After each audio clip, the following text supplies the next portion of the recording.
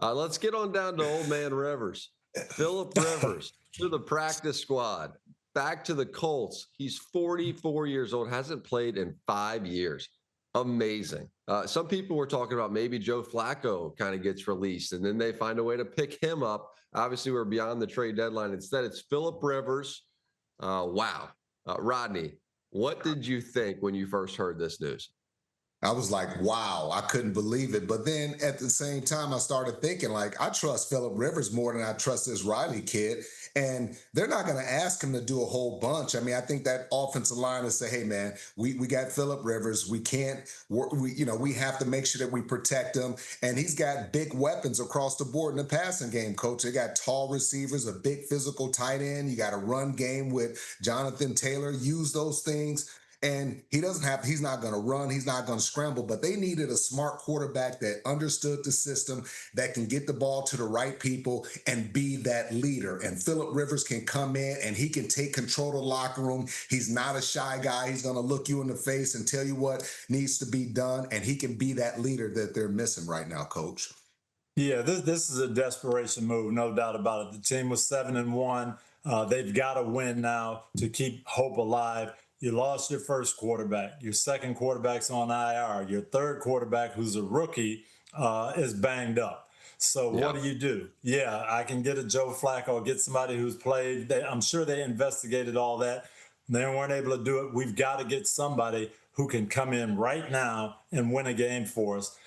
I don't know if Philip can, but it's worth the try, in my opinion. Is there anybody else, Coach, that you could even think of that the Colts could have called? I mean, a guy who hasn't played in 5 years. I remember the end of his run, and this guy has an amazing career. But at the end, it looked like it was time. We're now 5 years past that expiration date. Is there anybody else that you thought of that was possible besides Philip Rivers? No, the only thing that you could hope for is to talk somebody into releasing one of their guys. You can't make a trade at this point. So can I talk the New York Giants into releasing Russell Wilson?